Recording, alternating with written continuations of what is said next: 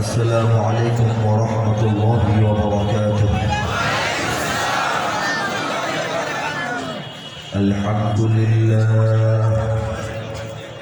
الحمد لله نحمده ونستعينه ونستغفره ونؤمن به ونتوكل عليه ونعوذ بالله من شرور أنفسنا ومن سيئات أعمالنا من يهده الله فلا مضل له ومن يضلله فلا هادي له ونشهد أن لا إله إلا الله وحده لا شريك له ونشهد أن سيدنا ونبينا وحبيبنا وسندنا ومولانا محمدا عبده ورسوله صلى الله تعالى عليه وعلى آله وأصحابه وبارك وسلم تسليما كثيرا أما بعد فأعوذ بالله من الشيطان الرجيم بسم الله الرحمن الرحيم ومكروا ومكر الله والله خير الماكرين صدق الله العظيم আলহামদুলিল্লাহ সুম্মা আলহামদুলিল্লাহ সকলেই হৃদয় থেকে উচ্চারণ করি আলহামদুলিল্লাহ। আলোকিত আশুলিয়া ওয়াজ নৈতিক শ্রমিক কাফেলার আয়োজন আজকের এই ওয়াজ মাহফিল। এই মাহফিলের পরম শ্রদ্ধাভাজন সভাপতি, আমন্ত্রিত ওলামা হযরত, আমন্ত্রিত মেহমানবৃন্দ, উপস্থিত রাজনৈতিক, সাংস্কৃতিক, সামাজিক, ব্যবসায়িক বিশিষ্ট ব্যক্তিবর্গ এবং দিন দরদি, দেশ দরদি, আল্লাহ এবং রাসূলের জন্য জীবন কুরবান করতে প্রস্তুত তৌহিদি জনতা, হৃদয়ের গভীর থেকে সবাইকে জানাই আন্তরিক অভিনন্দন এবং মোবারকবাদ। মহান রব্বুল আলামিন এই বিশ্ববাসীকে, পৃথিবীর মানব মণ্ডলীকে অসংখ্য অগণিত অফুরন্ত নিয়ামত দান করেছেন। বলেন সুবহানাল্লাহ। করেছেন কিনা বলেন? মানুষের টাকা পয়সা, ধন সম্পদ, সহায় সম্বল, বাড়ি গাড়ি, পয়সা কড়ি, সোনা দানা গহনা, হীরা মণি মাণিক্য জহরত সবকে দান করছেন বিশ্বের সমস্ত মানুষকে। কাউকে অনেক কম, কাউকে অনেক বেশি, অথবা বিভিন্ন পরিমাণে দান করেছেন। ঠিক না? আল্লাহর নিয়ামতের মধ্যে উল্লেখযোগ্য আরেকটি বড় নিয়ামত, সেটি হচ্ছে মানুষের ইজ্জত, সম্মান, মর্যাদা, চেয়ার, পাওয়ার, প্রভাব, প্রতাপ, প্রতিপত্তি। ঠিক কিনা বলেন? কে দান করেছেন? ক্ষুদ্র পরিসরে, বৃহৎ পরিসরে, বিশ্ব পরিসরে, সংসার পরিসরে, যাকে যেখানে যতটুকু দেওয়ার আল্লাহ পাক দান করেছেন। নিয়ামতের আরেকটি বড় ভাগ হচ্ছে মানুষের শিক্ষা, দীক্ষা, জ্ঞান, বুদ্ধি, প্রজ্ঞা, প্রতিভা, বিবেচনাবোধ, অনুভূতি শক্তি ইত্যাদি। বলে সুবহানাল্লাহ। আরও একটি বড় ধরনের নিয়ামত হচ্ছে মানুষের সৌন্দর্য, রূপ লাবণ্য, সুস্বাস্থ্য এবং দীর্ঘ হায়াত। বলি আলহামদুলিল্লাহ। উল্লেখযোগ্য আরও একটি বড় নিয়ামত হচ্ছে মানুষের উত্তম স্ত্রী, উত্তম সন্তান, উত্তম বংশধর। বলি সুবহানাল্লাহ। এই সমস্ত নিয়ামত রব্বুল আলামিন পৃথিবীর সমস্ত মানুষকে দান করেছেন, কাউকে বঞ্চিত করেন নাই। কম দিয়েছেন, বেশি দিয়েছেন, দিয়েছেন। ঠিক আছে? এমনকি পৃথিবীতে ধনাঢ্যদের তালিকায়, ধনী মানুষদের তালিকায় প্রথম থেকে অনেক লম্বা সিরিয়াল পর্যন্ত মুসলমানদের স্থান নাই। কাফের মুশরিকরা বিশ্বের শ্রেষ্ঠ ধনী, ঠিক কিনা বলে? ইহুদিরা, নাসারারা, ভারতের কিছু হিন্দুরা আছে কিনা? প্রভাব প্রতিপত্তির দিক থেকে বিশ্বের শ্রেষ্ঠ প্রভাব প্রতিপত্তি, যারা দুনিয়াবী দৃষ্টিতে, বাহ্যিক দৃষ্টিতে যাদেরকে প্রভাবশালী মনে করা হয়, তারা হচ্ছে আমেরিকার প্রেসিডেন্ট, রাশিয়ার প্রেসিডেন্ট এবং ইউরোপের শক্তিশালী দেশগুলোর রাষ্ট্রপ্রধানরা, ঠিক কিনা বলেন? এই যে প্রভাব প্রতিপত্তি এবং ধন সম্পদ রব্বুল আলামিন আল্লাহ দ্রোহীদেরকে দান করলেন, ইসলামের দুশ্মনদেরকে দান করলেন, তাগুতের হাতে তুলে দিলেন। আমরা যারা আল্লাহকে সিজদা করি, রুকু করি, তাসবিহ পড়ি, তাহলিল করি, তেলাওয়াত করি, আমরা যারা আল্লাহর জন্য নিজের অর্জিত সম্পদ থেকে মানুষকে যাকাত দেই, আল্লাহকে খুশি করার জন্য সঞ্চিত সম্পদ দিয়া হজ উমরা করি, আমরা যারা আল্লাহর জন্যে, আল্লাহর নবীর ইজ্জতের জন্যে, শরীয়তের বিধিবিধান রক্ষার জন্যে, কোরআনের ইজ্জত রক্ষার জন্যে আমরা মিছিল করি, মিটিং করি, সংগ্রাম করি, বিপ্লব করি, লড়াই করি, মার খাই, জেলে যাই, শাহাদাত বরণ করি, আমরা কি তাহলে ঠকলাম? আমরা যে পাইলাম না, কম পাইলাম?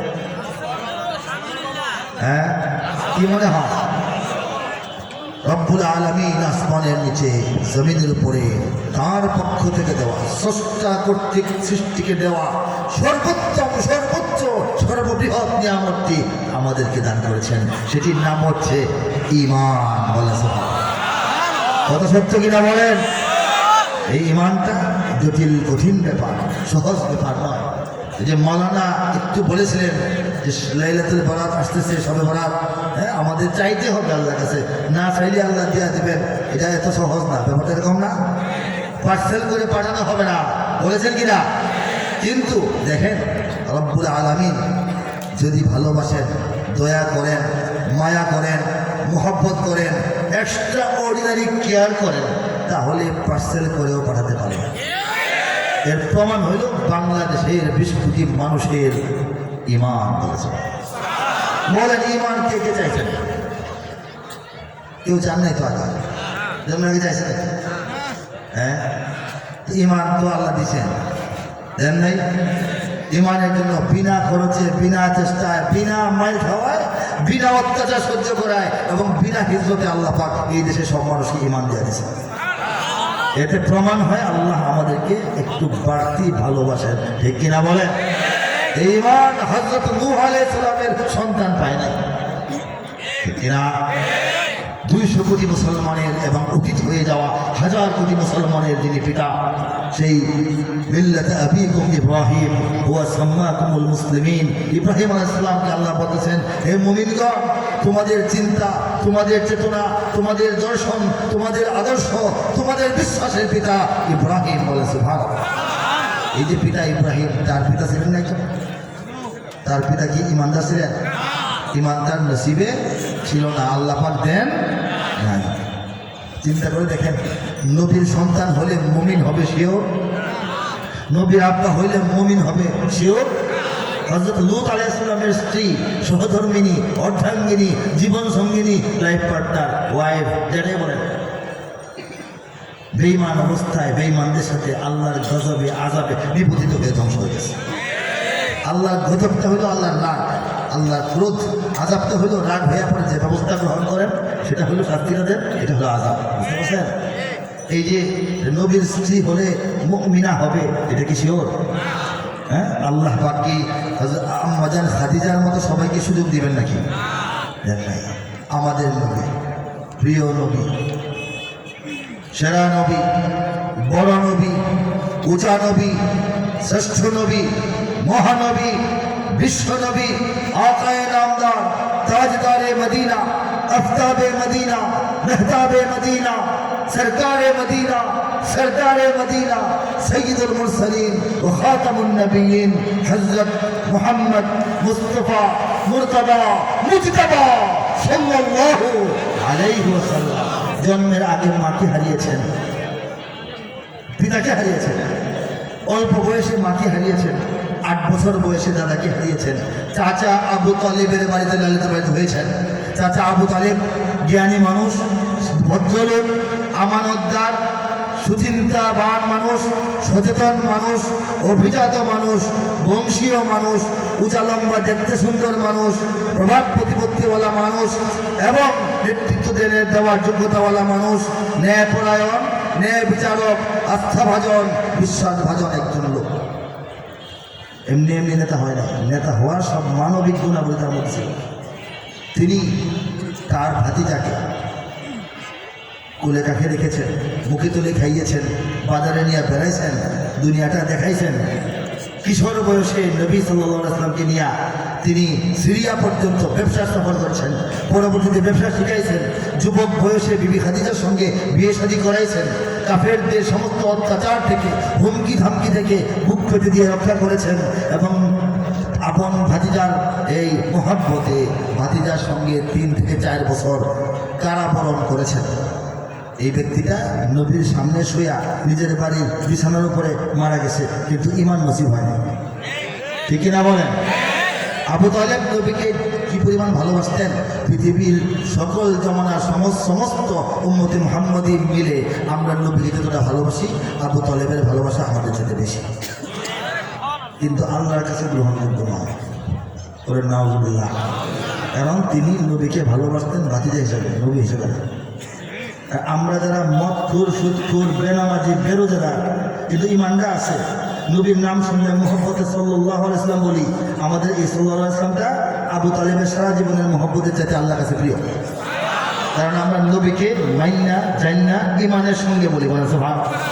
আমাদের মধ্যে সবচেয়ে বদলোকের সাল্লাল্লাহু আলাইহি ওয়াসাল্লামটা আবু তালেবের সারা জীবনের খেদমতের চাইতে শ্রেষ্ঠ।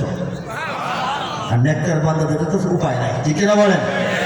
এই যে আল্লাহ বলেছেন মাইয়াহদিল্লাহু ফালা মুদিল্লা লাহু ওয়া মান ইউদ্লিলহু ফালা হাদিয়া লাহু, আমি আল্লাহ যাকে হেদায়েতের পথ দেখাই তাকে কেউ পথহারা বানাতে পারে না, আমি যাকে পথহারা বানাই তাকে কেউ হেদায়েতের রাস্তায় আনতে পারে না। নবীগণ, গৌসগণ, ওলিগণ, কুতুবগণ, মুহাদ্দিসিন, মুফাক্কিরিন, মুফাসসিরিন এবং মুবাল্লিগিন সবাই খালি টানতে পারে কিন্তু লাইনে আনতে পারে না। আল্লাহ না চাইলে হয় না, ঠিক কিনা? আল্লাহর ভালোবাসা ছাড়া, আল্লাহর অনুমোদন ছাড়া, আল্লাহর সিলেকশন ছাড়া, আল্লাহর মহব্বত ছাড়া যে ইমানের সিদ্ধান্ত কারো ব্যাপারে হয় না, নবীদের পিতার ব্যাপারে হয় নাই, নবীদের চাচার ব্যাপারে হয় নাই, নবীদের সন্তানের ব্যাপারে হয় নাই, সেই ইমান রব্বুল আলামিন বাংলাদেশের শতকরা 94.6% মানুষকে বিনা কষ্টে, বিনা মেহনতে, বিনা খরচে দান করে দিয়েছেন। হৃদয়টা আনন্দে ভরপুর করে বলি আলহামদুলিল্লাহ। এটা চরম বিস্ময় একটা ব্যাপার। একটি বাংলাদেশ, তুমি জাগ্রত জনতার, সারা বিশ্বের বিস্ময়, তুমি আমার অহংকার। বাংলাদেশের মানুষের এই ঢালাওভাবে ইমানদার হওয়াটা হচ্ছে সারা দুনিয়ার চোখে বাংলাদেশকে নিয়ে সবচেয়ে বড় বিস্ময়ের ব্যাপার। আমরাও সেই বিস্ময় প্রকাশ করে বলি সুবহানাল্লাহ, গৌরব প্রকাশ করে বলি আল্লাহু আকবার। এদেশে আল্লাহু আকবরের সুরে সূর্য ওঠে, এদেশে আল্লাহু আকবরের সুরে সূর্য ডোবে, এদেশে আল্লাহু আকবরের সুরে সূর্য ওঠে, এদেশে আল্লাহু আকবরের সুরে সূর্য ডোবে। এদেশের মাল্লা মাঝি কিষান মজুর সবার ঠোঁটে শোনো রে লা ইলাহা ইল্লাল্লাহর জিকির ওঠে। ইমানের তপ্ত আগুন জ্বলছে সবার বুকে বুকে, সে আগুন দেশ হতে দেশ দেশান্তরেও জ্বলতে হবে। এদেশে আল্লাহু আকবরের সুরে সূর্য ওঠে, এদেশে আল্লাহু আকবরের সুরে সূর্য ডোবে। এদেশে প্রতিদিন সূর্য উদিত হয় ফজরের আজানে ধরিতে, ঠিক কিনা বলেন? প্রতিদিন সূর্য অস্তমিত যায় মাগরিবের আজানে ধরিতে, ঠিক কিনা বলেন? ইমানের তপ্ত আগুন জ্বলছে সবার বুকে বুকে, কথা সত্য কিনা জোরে বলেন? কার কার বুকে সেই ইমানটা আছে, সেই আগুনটা আছে? হাত তুলে তাকবীর দিয়ে গোটা বিশ্বকে দেখে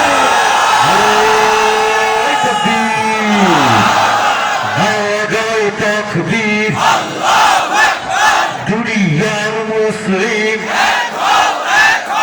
এক হও, এক হও, দুনিয়ার মুসলিম। নাস্তিকের আস্তানা দিল্লি না ঢাকা, গোদামি না আজাদি, নারায়ে তাকবীর। ইমানের তপ্ত আগুন জ্বলছে সবার বুকে বুকে, কথাটা যেমন সত্য, আরো বড় সত্য হচ্ছে সে আগুন দেশ হতে দেশ দেশান্তরেও জ্বালতে হবে।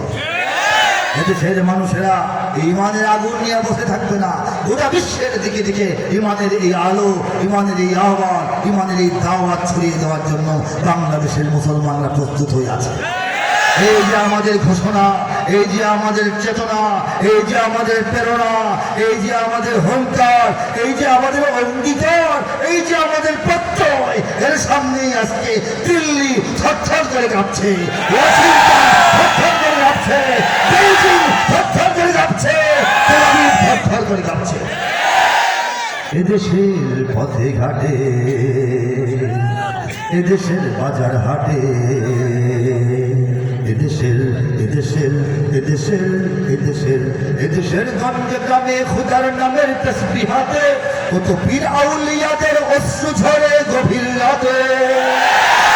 যেদেশের সন্তানেরা বক্তব্যে যায় পুরান বুকে, যেদেশের সন্তানেরা বক্তব্যে যায় পুরান বুকে, সেদেশে আল কোরআনের শাসন কায়েম করতে হবে। এদেশে আল্লাহু আকবরের সুরে সূর্য ওঠে, এদেশে আল্লাহু আকবরের সুরে সূর্য ডোবে, এদেশের জলে স্থলে, এদেশের ফুল ফসলে, এদেশের এদেশের এদেশের এদেশের এদেশের সবুজ মাটি, সবুজ ঘাসে, সবুজ বনে, মদিনার সবুজ মিনার ঝলসে ওঠে দুই নয়নে। এদেশের শিকড় তো নয় দিল্লিতে বা ওয়াশিংটনে, এদেশের শিকড় তো নয় দিল্লিতে বা ওয়াশিংটনে, এদেশের শিকড় জানি ছড়িয়ে আছে আরবে। এদেশে আল্লাহু আকবরের সুরে সূর্য ওঠে, এদেশে আল্লাহু আকবরের সুরে সূর্য ডোবে, এদেশে আল্লাহু আকবরের সুরে সূর্য ওঠে, এদেশে আল্লাহু আকবরের সুরে সূর্য ডোবে। ঠিক কিনা বলেন? এদেশের শিকড় দিল্লিতে নয়। এই কথাটা দিল্লিকে আমরা মোটামুটি বুঝাই দিতে সক্ষম হয়েছি। দিল্লি দুই কদম পিছনে না হতেই ওয়াশিংটন কয়েক কদম সামনে আগানোর চেষ্টা করছে। ঠিক কিনা বলেন? আমরা বন্ধুত্বের হাত বাড়িয়ে রেখেছি এদেশের রাজনীতিকে সুশৃঙ্খল করে তোলার জন্যে, এদেশের নির্বাচনকে গ্রহণযোগ্য মাত্রায় নেওয়ার জন্যে, এদেশের অর্থনীতির চাকাকে ঘোরানোর জন্যে, এদেশের কি বলে বিজ্ঞান প্রযুক্তিকে উন্নত করার জন্যে সারা দুনিয়ার বন্ধুত্ব এবং সাহায্য আমরা নিতে রাজি আছি, কিন্তু নতুনভাবে কাউকে আর প্রভু হতে দেব না। কথা ঠিক কিনা বলেন? বাংলার ইতিহাসে যখনই শত্রু আসে পালাবার পথ খুঁজে পায় না। বাংলার ইতিহাসে যখনই শত্রু আসে পালাবার পথ খুঁজে পায় না। ইংরেজ বেনিয়ারা এখানে খেয়েছে, তারা পালিয়ে গিয়েছে, পাক হয় না। ইংরেজ বেনিয়ারা এখানে খেয়েছে, তারা পালিয়ে গিয়েছে, পাক হয় না। বুঝে নিক আমেরিকা, বুঝে নিক ইন্ডিয়া, বুঝে নিক রাশিয়া ও চায়না, বুঝে নিক আমেরিকা, বুঝে নিক ইন্ডিয়া, বুঝে নিক রাশিয়া ও চায়না। মুমিনের এই মাটি, ইমানের এই ঘাঁটি কিছুতেই কেড়ে নেওয়া যায় না। মুমিনের এই মাটি, ইমানের এই ঘাঁটি কিছুতেই কেড়ে নেওয়া যায় না, যায় না, না না। মুমিনের এই মাটি, ইমানের এই ঘাঁটি কিছুতেই কেড়ে নেওয়া যায় না। কথা সত্য কিনা বলেন? সাহাবায়ে কেরামের আগমনে এই দেশ হাজার বছর আগে ধন্য। ওলিদের মেহনতে গড়ে ওঠা জমিন কোটি কোটি মুমিনের জন্য, কোটি কোটি মুমিনের জন্য। এ মাটির ভাজে ভাজে শহীদের খুন আছে, এ জমিন কখনো শুকায় না। এ মাটির ভাজে ভাজে শহীদের খুন আছে, এ জমিন কখনো শুকায় না, এ জমিন কখনো শুকায় না। মুমিনের এই মাটি, ইমানের এই ঘাঁটি কিছুতেই কেড়ে নেওয়া যায় না, যায় না, না না। মুমিনের এই মাটি, ইমানের এই ঘাঁটি কিছুতেই কেড়ে নেওয়া যায় না। এখানে লক্ষ প্রাণ আকাশে দেয় আজান, জমিনে লুটায় কোটি কোটি শির। এখানে হওয়ার আগে হাজারো কণ্ঠে জাগে, দিকে দিকে নারায়ে তাকবীর, দিকে দিকে নারায়ে তাকবীর। এখানে লক্ষ লক্ষ মসজিদ থেকে লক্ষ লক্ষ মুয়াজ্জিন প্রতিটা দিন 5 বার আল্লাহু আকবার আযানের ধ্বনি এই বাংলাদেশের আকাশে বাতাসে ছড়িয়ে দেয়। সে আওয়াজ যখন ধ্বনিত প্রতিধ্বনিত হয়, তখন কোটি কোটি কপাল, কোটি কোটি মাথা, কোটি কোটি শির আল্লাহর সামনে এই বাংলার জমিনের ধুলোবালির মধ্যে সিজদায় লুটিয়ে পড়ে। ঘটনাটা এই বাংলার জমিনে ঘটে, ঠিক কিনা বলেন? কোন জমিনে গৌরবের সাথে মালিকানার দাবি করে আঙ্গুল তুলে দেখিয়ে বলেন আমাদের এই জমিনে। কোন জমিনে? এই জমিন কেড়ে নিতে কাউকে দেবো আমরা? রব্বুল আলামিন বাংলাদেশের মানচিত্রটাকে একটি বড় সড়ো জায়নামাজ করে বিছিয়ে রেখেছেন শুধু তাকে চেষ্টা করার জন্য, ঠিক কিনা? এই জায়নামাজ নাপাক করতে কাউকে আমরা দেব? নাপাক করতে দেব? এখানে গ্রাম শহরে কি হয় বলবো? প্রস্তুত ঘরে ঘরে, কারা প্রস্তুত বলবো? এখানে গ্রাম শহরে প্রস্তুত ঘরে ঘরে আল্লাহর সেনারা ঘুমায় না। এখানে গ্রাম শহরে প্রস্তুত ঘরে ঘরে আল্লাহর সেনারা ঘুমায় না, আল্লাহর সেনারা ঘুমায় না। মুমিনের এই মাটি ইমানের এই ঘাটি কিছুতেই কেড়ে নেওয়া যায় না, যায় না, না না। মুমিনের এই মাটি ইমানের এই ঘাটি কিছুতেই কেড়ে নেওয়া যায় না। বুঝে নিক আমেরিকা, বুঝে নিক ইন্ডিয়া, বুঝে নিক রাশিয়াও চায় না। মুমিনের এই মাটি ইমানের এই ঘাটি কিছুতেই কেড়ে নেওয়া যায় না, যায় না, না না। মুমিনের এই মাটি ইমানের এই ঘাটি কিছুতেই কেড়ে নেওয়া যায় না। যায়? কেড়ে নিতে পারবে কেউ? পৃথিবীতে কোনো মুমিনের মাটি ইমানের ঘাটি ইতিহাসের এখান কেউ কেড়ে নিতে পেরেছে? কেউ পারে নাই, ঠিক কিনা? কেউ পারে নাই। কবি বলেন তৌহিদ কি আমানত হ্যায় सीनों में हमारे, आसान नहीं मिटाना नाम निशा हमारा। तौहीদের আমানত, একত্ববাদের শক্তি এবং বল আল্লাহ আমাদের হৃদয়ে গঠিত করে দিয়েছেন, গঠিত করে দিয়েছেন। গোটা দুনিয়ার কোথাও কখনো ছোট পরিসরে হোক, জাতীয় পরিসরে হোক, আন্তর্জাতিক পরিসরে হোক, মুমিনদেরকে নিশ্চিহ্ন করে দেওয়ার কোনো আশা, কোনো স্বপ্ন, কোনো ষড়যন্ত্র, কোনো চক্রান্ত, কোনো পরিকল্পনা, কোনো কুটচাল কখনোই সফল হবে না। কথা ঠিক কিনা? পৃথিবীর কোথাও হয় নাই। 70 বছরের অধিক সময় ধরে ফিলিস্তিনকে ধ্বংস করতে করতে, মারতে মারতে, অত্যাচার, নির্যাতন, নিগ্রহ, নিষ্পীষণ চালাতে চালাতে চালাতে চালাতে চালাতে চালাতে তেল আবিব ইসরায়েল ক্লান্ত এবং হতাশাগ্রস্ত। আর 70টা বছর ধরে মায়ের খাইতে খাইতে খাইতে খাইতে খাইতে খাইতেও আমাদের মুজাহিদ ভাইয়েরা, হামাসের মুসলমানেরা, ফিলিস্তিনের ইমানদার মুসলমানরা এখনো আল্লাহু আকবার স্লোগান দিয়ে, পতাকা নিয়ে ধ্বংসস্তূপের নিচ থেকে লাফিয়ে বের হচ্ছে। ঠিক কিনা বলেন? আজকে দিল্লি হতাশ, ক্লান্ত, ত্যক্ত, বিরক্ত হয়ে গেছে। আজকে এই স্বাধীনতার আওয়াজ কাশ্মীরের কণ্ঠকে নিস্তব্ধ করার জন্য, কিন্তু এই অত্যাচার নির্যাতন সহ্য করে করেও কাশ্মীরের স্বাধীনতার আওয়াজ থামে নাই, আল্লাহু আকবারের গর্জন থামে নাই। ঠিক কিনা বলেন?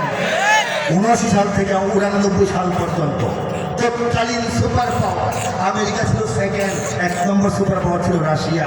সেই রাশিয়া আফগানিস্তানকে তসতস বিস্মার করেছে এবং 2001 থেকে 21 পর্যন্ত বর্তমান সুপার পাওয়ার আমেরিকা এই আফগানিস্তানকে বোমা মেরে চামা চামা বানিয়ে দিয়েছে। এরপরেও সেই জায়গায় তারা আলেম, ওলামা, মোল্লা, মৌলভী, মুন্সি সাহেবদের সঙ্গে তৌহিদি জনতার মার খেয়ে পালিয়ে যেতে বাধ্য হয়েছে। কথা কি বানানো না সত্য? 1000 বছর আগে ইতিহাস না কয়েকদিন আগে ইতিহাস? দেখেন নাই? দেখেন নাই? তৌহিদ কি আমানত হ্যায় সিনোं में हमारे।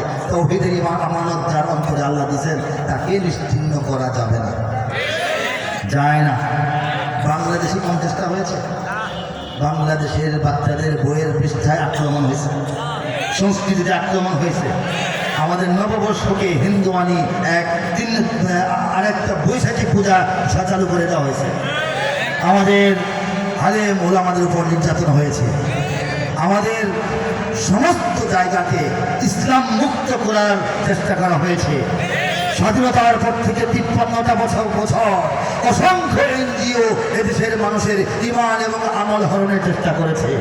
শত শত মিডিয়া 24 ঘন্টা তাদের সংবাদে, তাদের প্রতিবেদনে, তাদের ফিচারে, তাদের বক্তব্যে, তাদের প্রচারণায়, তাদের নাটকে, সিনেমায়, বিজ্ঞাপনে, টকশোতে ইসলামকে ছোট করার, খাটো করার, নিস্তেজ করার, অচল সাব্যস্ত করার চেষ্টা চালিয়ে এসেছে। এবং বড় বড় পদে পদাসীন আসীন যারা আছে, অনেকের মধ্যে নাস্তিক মোর্তাদরা, কবি, সাহিত্যিক, লেখক, সাংবাদিক, গবেষক, প্রভাষক এবং বিভিন্ন প্রক্টর, ডিন বলেন, ডিজি বলেন, ভিসি বলেন, এইসব জায়গায় বসা লোকেরা তারা তাদের ছড়ায়, কবিতায়, গল্পে, প্রবন্ধে, নিবন্ধে, গ্রন্থে, গ্রন্থমেলায়, লেকচারে, আলোচনায়, লেখায়, সব জায়গায় ইসলাম থেকে এই দেশটাকে মুক্ত করার আর আমাদের তরুণ প্রজন্ম, নতুন প্রজন্মের দিল দেমাগ চিন্তা চেতনা থেকে ইসলামকে মাইনাস করার কোনো চেষ্টা এমন নাই যে বাকি রেখেছে। কোটি কোটি ডলার, হাজার হাজার কোটি পাউন্ড বাংলাদেশে বিগত 53 বছরে বাংলাদেশকে নিষ্প্রাণ করার জন্য ব্যয় করা হয়েছে। নিষ্প্রাণ কীভাবে করা হয়? বাংলাদেশ যদি একটা দেহ, একটা বডি হয়, এই বডিটা চলে যে প্রাণের সাহায্যে, সেই প্রাণ বা আত্মাটা হচ্ছে ইসলাম। ঠিক কিনা বলেন? আত্মা থেকে শরীরকে আলাদা করলে নিষ্প্রাণ হয়ে যায় না, লাশ হয়ে যায় না, মরে যায় না। তারা এই দেশটা থেকে, ইসলাম থেকে বিচ্ছিন্ন করে মারতে চেয়েছে। কিন্তু আল্লাহ কি বলেন, যেটা আমি শুনতে বলেছিলাম, ওয়ামাকারু ওয়ামাকারাল্লাহ ওয়াল্লাহু খায়রুল মাকিরিন। আল্লাহ বলেন, আমার দুশমনরা, নবীর দুশমনরা, দ্বীনের দুশমনরা, শরীয়তের দুশমনরা, আমার নেক বান্দা, প্রিয় বান্দাদের দুশমনরা সব সময় অবিরাম বিরতিহীন তারা চক্রান্ত ষড়যন্ত্র করতেই থাকে। ওয়ামাকারাল্লাহ, আমি আল্লাহ কি করি? এটাও বলতেছেন, আমি আল্লাহ আমার পরিকল্পনা এবং কৌশল সঠিকভাবে অবলম্বন করি। ঠিক কিনা বলেন? আল্লাহু খায়রুল মাকিরিন, আল্লাহই সর্বশ্রেষ্ঠ, সর্বোচ্চ পরিকল্পনাবিদ, কৌশলী। বলেন আল্লাহু আকবার। বাংলাদেশে ওদের পরিকল্পনা ছিল মসজিদগুলো নিষ্প্রাণ হয়ে পড়ুক। তারা চেয়েছিল মাদ্রাসাগুলো বন্ধ হয়ে যাক। তারা চেয়েছিল মাহফিলের সংখ্যা কমে যাক। ঠিক কিনা? মসজিদ কমেছে না বেড়েছে? মাদ্রাসা বন্ধ হয় না চালু হয়? মাহফিল কমলো না বাড়লো? হাফেজ কমে না বাড়ে? আলেম কমছে না বাড়ছে? মাহফিল কমছে না বাড়ছে? তাদের চক্রান্ত ছিল কমানো, আল্লাহর পরিকল্পনা ছিল বাড়ানো। বলেন সুবহানাল্লাহ। তারা চেয়েছিল নারে তাকবীর, আল্লাহু আকবারের যে আওয়াজটি পৃথিবীর 200 কোটি মুসলমানের জাতীয় স্লোগান, সেই স্লোগানকে বাংলার জমিনে তারা চেয়েছিল অবদমন করতে, দমিয়ে আনতে, মানুষের চোখে বদনাম বানায় ফেলতে। তরুণরা যেন মনে করে এই স্লোগান দেওয়া যাবে না, এই স্লোগান দিলে তো আমি জঙ্গি হয়ে যাব, এই স্লোগান দিলে তো আমি অমুক পার্টির তমুক দল হয়ে যাব। এটা চলে স্লোগান। তারা চেয়েছিল, কিন্তু আল্লাহ যা চেয়েছেন তাই তো হওয়ার কথা নাকি? আল্লাহ চেয়েছেন যে না, শুধু মাহফিলে নয়, শুধু আলেম উলামা তাওহীদ জনতার মিছিলে নয়, শুধু মসজিদের মিম্বর থেকে নয়, খেলার মাঠেও ভালো খেললেও এদেশের তরুণরা নারায়ে তাকবীরের আওয়াজ তুলবে। ঠিক কিনা বলেন? ভারত যখন চোখ রাঙায়, ভারত যখন ভয় দেখায়, বাংলাদেশের সীমান্তবর্তী আলেমরা নন, মুফতিরা নন, হাফেজরা নন, তবলিগওয়ালারা নন, এই কোনো দাড়ি টুপিওয়ালা শ্রেণীর লোকেরা নন, সাধারণ কৃষক, সাধারণ শ্রমিক, সাধারণ মাঠের দিকে খেলার বয়সের ছেলেরা এবং কি শিক্ষিত অশিক্ষিত আমাদের যে প্রজন্ম, তারা সীমান্তে যায় আঙুল উঁচিয়ে, চোখ গরম করে ভারতের দিকে অন্য স্লোগান নয়, একটাই স্লোগান দিচ্ছে, নারে তাকবীর, আল্লাহু আকবার। ঠিক কিনা বলে? নারে তাকবীর, নারে তাকবীর, আল্লাহু আকবার। দুনিয়ার মুসলিম এক হও, এক হও, দুনিয়ার মুসলিম, ইসলামের শত্রুরা নারে তাকবীর। এটাই আমাদের শক্তি, এটাই আমাদের শক্তি। প্রজন্মকে ভালো করে বুঝতে হবে, এটাই আমাদের শক্তি। আমরা বাংলাদেশটা পেয়েছি, এটা 71 সালে আসমান থেকে ঠাস করে পড়ে নাই, নাম হয়েছে বাংলাদেশ নামক রাষ্ট্র নাম হয়েছে। এই জমিনটা কি তখন সৃষ্টি হয়েছে না আগে ছিল? এই বাংলাদেশের মাটিটা কি 71 থেকে বাসছে সমুদ্র থেকে আগে ছিল? আগে ছিল না? এখানে মানুষ ছিল না, শাসন ছিল না, বারবার এটা পরাধীন হয় নাই, বারবার যুদ্ধ করে স্বাধীন করতে হয় নাই। যুদ্ধ কি মানুষেরা করে নাই? ওলামায়ে কেরাম করেছেন, তৌহিদ জনতা করেছে। বলেছে ভালো। এই বাংলাদেশ বঙ্গ যখন ভঙ্গ হয় ব্রিটিশ আমলে, গোটা বঙ্গ এটাকে অর্ধেক করবে শাসনের সুবিধার্থে, আরো কিছু সুবিধার্থে। যখন পশ্চিমবঙ্গ জিনিসটা তৈরি করা হলো, ভাগ করা হলো হিন্দুত্ববাদের এই ভিত্তিতে, ওটা হিন্দুদের এলাকা, আর পূর্ববঙ্গটা মুসলমানিত্বের পরিচয়ে ভাগ করে দেওয়া হলো। সেটার রাজধানী হলো কলকাতা, এটার রাজধানী হলো ঢাকা। ঠিক কিনা বলেন? যদি মুসলমানিত্বের পরিচয় না থাকতো আমরা বঙ্গের অর্ধেকটা ভাগ করে পাইতাম না, ঢাকা বিশ্ববিদ্যালয় প্রতিষ্ঠিত হতো না। ঢাকা বিশ্ববিদ্যালয় যদি মুসলমানদের জন্য প্রতিষ্ঠিত না হতো তাহলে ঢাকা বিশ্ববিদ্যালয়ের কার্জন হল, শহীদুল্লাহ হল, এইগুলি মসজিদের মতো ডিজাইন হইতো না। ঠিক কিনা বলেন? আমাদের গণভবন, আমাদের বঙ্গভবন, আমাদের হাইকোর্ট, আমাদের সুপ্রিম কোর্ট দেখতে মনে হয় জাতীয় মসজিদ। কেমনি হলো? এমনি হয়েছে। মুসলমানদের রাজত্ব চলবে এখানে, মুসলমানদের শরিয়া আইনে বিচার হবে এই জমিনে, এই ভূখণ্ডে। এই জন্য এইভাবে নির্মাণ করা হয়েছে। মুসলমানদের যিনি খলিফা বা বাদশাহ বা আমির, তিনি এখানে ঘুমাবেন, কাজ করবেন। এই জন্য মসজিদের আদলে বঙ্গভবন তৈরি হয়েছে। এখন কেউ এই প্রেসিডেন্টের জন্য প্রাসাদ বানালে এরকম বানাবে? বুঝতে হবে, আমাদের ছেলেদেরকে বুঝতে হবে। আমরা প্রত্যেকে পেলাম দেশ, যখন ইংরেজরা চলে যায়, ভাগাভাগি করে দেওয়া যায়, হিন্দুদের জন্য ভারত, মুসলমানদের জন্য পাকিস্তান। তো বাংলাদেশ তো ভারতের ঘেরাওয়ের ভিতরে, আমরা পাকিস্তান হইলাম কেন? আমরা তো ভারত হওয়ার কথা। শুধু বাংলা ভাষার কারণে আমরা স্বাধীন হই নাই। বাংলা ভাষা যদি স্বাধীনতার শক্তি হতো, কারণ হতো, মূল উপাদান, মূল যুক্তি হতো, তাহলে কলকাতাও স্বাধীন হতো, তারা হিন্দির নিচে থাকতো না। ঠিক না? মুসলমানিত্বের কারণে এই বাংলাদেশ, এই অংশটাকে পাকিস্তানভুক্ত করা হয়েছে। এটা রাজনৈতিক ঠিক ছিল না ভুল ছিল সেটা পরের কথা, আমি জানি, বললে সমাজেরই হবে। আমাদের শেরে বাংলায় একটি ফজলুল হক, তিনি লাহোর প্রস্তাব করেছিলেন যে ইংরেজরা চলে যাওয়াই দরকার, তার হিন্দুদেরকে বড় একটা রাষ্ট্র দেওয়া যাক, আর মুসলমানদেরকে স্টেটস কিছু রাষ্ট্রসমূহ দেওয়া যাক, যেখানে মুসলমান বেশি। একটা রাষ্ট্র পাকিস্তান, একটা আলাদা মুসলিম রাষ্ট্র, বাংলাদেশ একটা আলাদা মুসলিম রাষ্ট্র, কাশ্মীর একটা আলাদা মুসলিম রাষ্ট্র। এরকম হইতে পারতো না? ছোট ছোট মুসলিম দেশ দুনিয়াতে আছে না? কুয়েত, কাতার, ছোট ছোট দেশ না? এটা ছিল আমাদের জাতীয় একজন নেতার প্রস্তাব। জিন্নাহ সাহেব পণ্ডিতি করলেন, তিনি বললেন যে না, স্টেটসের একটা দাও, স্টেট একটা রাষ্ট্র চাই। একটা রাষ্ট্র করতে গিয়ে এই অনেক দূরে বাংলাদেশ, অনেক দূরের ওই পাকিস্তান মিলে হয়েছে পাকিস্তান, যেটা ভৌগোলিকভাবে টিকে থাকার কথা না, টিকে থাকেও নাই। এরপর উপরন্তু সেই পূর্ব পাকিস্তানিরা আমাদেরকে রাজনৈতিক শোষণ, অর্থনৈতিক শোষণ এবং সাংস্কৃতিক আগ্রাসন চালানোর চেষ্টা করায় আমরা মজলুম হয়ে গেলাম, আমাদেরকে ঠকায়, তারা জিতে যায়, আমাদের সম্পদ দিয়ে তারা ধনী হয়। এই অবস্থার প্রতিবাদ করার জন্য বাঙালিরা জেগে উঠলো এবং জালিমের বিরুদ্ধে মজলুমের একটা যুদ্ধ করলো। সেই যুদ্ধে আমরা আবার বাংলাদেশ নাম নিয়ে স্বাধীন হলাম। ঠিক না? এই বাংলাদেশের যে কোটি কোটি মুসলমান, এই মুসলমান তো আমরাই নাকি? আমাদের না আছে কোনো শক্তি, না আছে টাকা পয়সা, না আছে বিদেশি প্রভু, না আছে মিডিয়ার সহযোগিতা, না আছে ভালো কোনো সংগঠন, না আছে যোগ্য বেশি নেতা। যারা আছেন তাদের মধ্যেও নাই মিল, মোহাম্মদ, ভালোবাসা, ঐক্য। ঠিক কিনা বলে? আমরা একটা আন্দোলন, একটা বিপ্লব, একটা জাগরণ, একটা অভ্যুত্থান, একটা বিশাল মিশনকে চালিয়ে নেওয়ার যা যা উপাদান লাগে কোনোটাই আমাদের মানতে হবে, কোনোটাই আমাদের নাই। এই যে নাই পার্টি, আমাদেরকে একেবারেই বাংলার জমিন থেকে নাই করে ফেলার জন্য যারা চেষ্টা করে, তাদের আবার সবই আছে, টাকা পয়সাও আছে, ধনসম্পদও আছে, বিদেশি প্রভুরা তো আছেই, মিডিয়ার শক্তিও আছে, সংগঠনও আছে, এবং রাষ্ট্র শক্তিতে যারা থাকে তাদের সহায়তাও তারা পায়, তাদের ছায়া তারা পায়। ঠিক না? অথচ রব্বুল আলামিন এই দুর্বল মুমিনদেরকে টিকিয়ে রেখেছেন তাদেরকে হটিয়ে দিয়েছেন। কথা ঠিক কিনা বলেন? আমাদের শক্তি একটা ঈমান, বলে সুবহানাল্লাহ।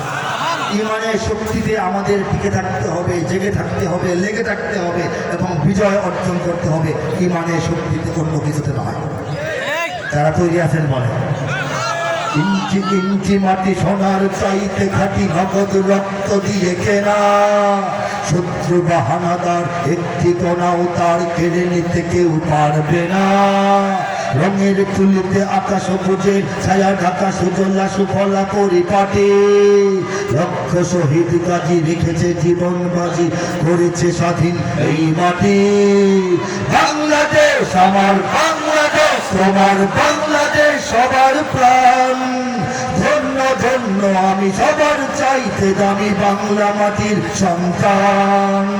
বাংলাদেশ আমার বাংলাদেশ, তোমার বাংলাদেশ খোদার দান। সোনার জন্মভূমি তোমার জন্যে আমি জীবন দিয়েছি কোরবান।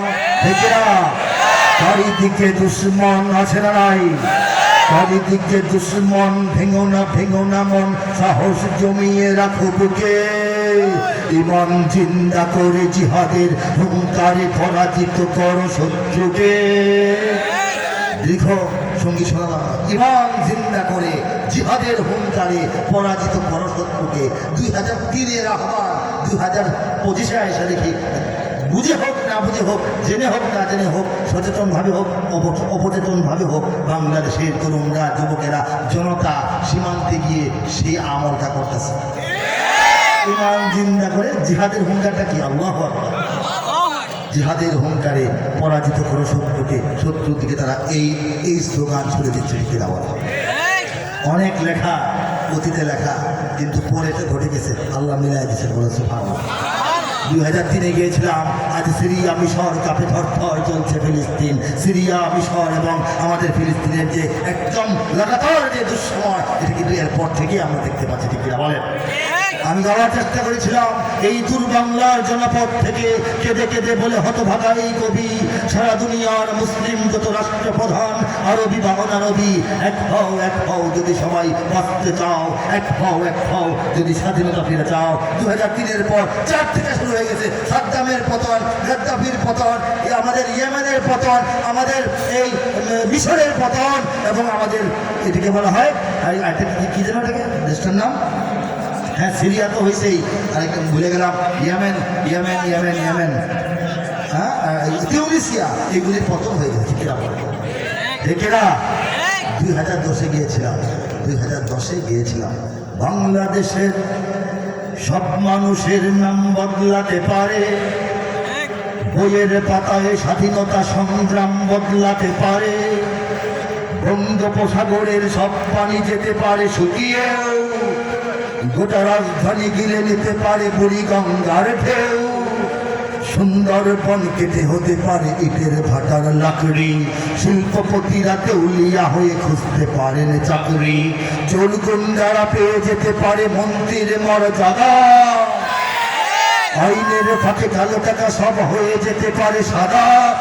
অনেকেই বলে এই দেশ নাকি হুজুগে জাতির দেশ, দফায় দফায় বদলায় এর রংধং পরিবেশ, তাই বলে ইসলাম তো এদেশে হুজুগে হবে না শেষ। ইসলাম এ মাটির পরতে পরতে, জনপদে ঘরে ঘরে, ইসলাম এ জাতির 90% মানুষের অন্তরে। ইসলাম নিয়ে কেউ ছিনিমিনি খেলে এমন শক্তি নেই, আর কিছু থাক না থাক এদেশে ইসলাম থাকবে, কিছু বদলে যাক এদেশে ইসলাম থাকবে।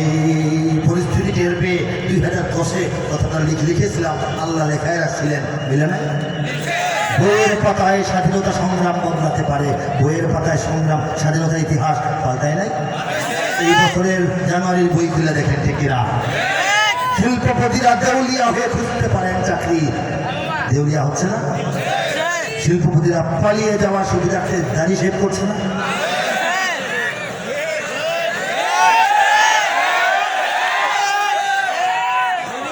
দাঁড়িয়ে রাখাটা কি?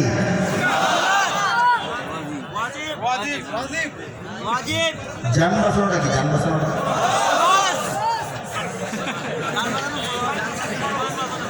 ফতোয়া তো আপনারাই দিলেন। বলেন সুবহানাল্লাহ। আল্লাহ দেখাতে পারে ওয়া মাকারু ওয়া মাকারাল্লাহ ওয়াল্লাহু খায়রুল মাকিরিন, ঠিক কিনা? ওয়া মাকারু ওয়া মাকারাল্লাহ ওয়াল্লাহু খায়রুল মাকিরিন, ওয়াল্লাহু খায়রুল মাকিরিন। আল্লাহর যে এই ধরনের আয়াতগুলি আছে প্রমাণ তো বাংলাদেশে। আল্লাহ বলেছেন ইউরিদুনা লিইউতফিউ নূরাল্লাহি বিআফওয়াহিহিম ওয়াল্লাহু মুতিম্মু নূরিহি ওয়ালাউ কারিহাল কাফিরুন। তারা আমার বাতি জ্যোতি নিভাইতে চায় ফু দিয়া, কিন্তু আমি আল্লাহ আমার বাতি সম্পূর্ণ আকারে জ্বালাবো। তারা রাগ হোক, গুসা হোক, বেজার হোক, কোনো লাভ হবে না। তাদের খারাপ লাগুক, কোনো লাভ হবে না। কে বলছেন? তর্জমা করলাম, তাফসীর বাংলাদেশে দেখতে পাচ্ছেন, ঠিক কিনা বলেন? আল্লাহ বলেছেন ওয়ালা তাহিনু ওয়ালা তাহজানু ওয়া আনতুমুল আ'লাউনা ইন কুনতুম মুমিনিন। ভয় পেও না, হতাশ পেও না, তোমরাই বিজয়ী হবে যদি মুমিন হয়ে থাকো। আল্লাহ পাক বিজয় দিচ্ছেন না আমাদেরকে। আমরা যে টিকে আছি এটাই বিজয়। এত এত ষড়যন্ত্রের পর নিঃস্ব রিক্ত তৌহিদি জনতা তারা বাংলার জমিনে এখনো দাপটের সঙ্গে টিকে আছে। এটাই তো আল্লাহর পক্ষ থেকে দেওয়া বিজয়। বিজয়ের জন্য ইমান লাগে, আর কিছু লাগে না।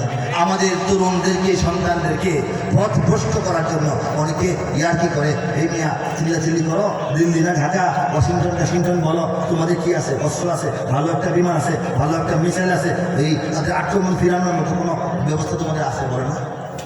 বলে কি না? বলেন তো, বদরের যুদ্ধে নবীজির কাছে, নবীজির সৈন্যবাহিনীর কাছে কি ছিল? কি ছিল? 1000 প্রশিক্ষিত সেনা, লৌহ বর্ম, বুকের মধ্যে লোহার পোশাক, মাথার মধ্যে লোহার শিরস্ত্রাণ, দানা বাদ্য খানা খাদ্য অভাব নাই, ঘোড়া হাতি খাওয়ার জন্য, লড়ার জন্য, চলার জন্য অনেক উট নিয়ে তারা আসছে প্রস্তুতি নিয়ে। অপরদিকে নবী মুহাম্মদ সাল্লাল্লাহু আলাইহি ওয়াসাল্লাম সহ 313 জন মুসলমান, 1000-এর 3 ভাগের এক ভাগের চেয়ে কিছু কম। 1000-এর 333 হলেও কিছুটা 3 ভাগের একবার ধরা যায়, 313। 1000-এর 3 ভাগের 1 ভাগেরও কিছু কম, ঠিক কিনা বলেন? যুদ্ধ করতে যান নাই? ঘোড়া দরকার না? ঘোড়া তলোয়ার দরকার না? মাত্র 8টা তলোয়ার। চিন্তা করেন, কল্পনা করেন, 313 জনের কাছে তলোয়ার কয়টা? ঘোড়া লাগবে কি লাগবে না? 2টা ঘোড়া, 2টা। আল্লাহ বলেন না কেন? আল্লাহ। 2টা ঘোড়া, 8টা তলোয়ার। সবচেয়ে বড় কথা, পেটে কোনো খাবার নাই। বিজয় কে দান করছে? সেই আল্লাহ। আমাদেরকে চিনেন না? বিজয় দিবেন না? আমরা মুমিন না? আমরা মুমিনের হিসাবে ইমানের পরীক্ষায় সকলেই 100-তে 100 পাবো না, কিন্তু আলহামদুলিল্লাহ 33-এর নিচেও তো পাবো না। এই আশা করি কিনা? হ্যাঁ, আশা করি কিনা বলেন? আমরা দোকানপাট, কারবার, ব্যবসা বাণিজ্য, গৃহ সংসার একদিকে রেখে এসে আল্লাহর কালাম শোনার জন্য, তাফসীর শোনার জন্য, সুন্নাহর ব্যাখ্যা শোনার জন্য, ইসলামের পক্ষে কথা শোনার জন্য, মুসলমানদের পক্ষে আওয়াজ তোলার জন্য ঘন্টার পর ঘন্টা মাটির মধ্যে, বালুর মধ্যে, মাঠের মধ্যে বসে থাকা মুসলমান। ইমানের পরীক্ষায় ফেল করবো নাকি? কি মনে হয় আপনাদের? ফেল করার কারণ নাই, ইনশাল্লাহ। নাম্বার কম বেশি হতে পারে, গড়ে সবাই পাস।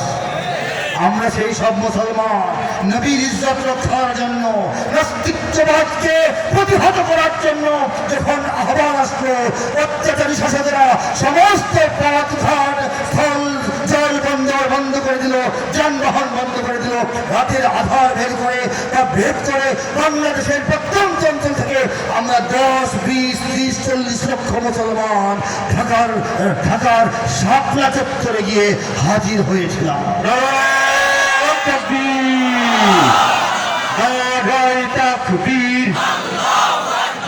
দুনিয়ার মুসলিম নাস্তিকদের রাস্তা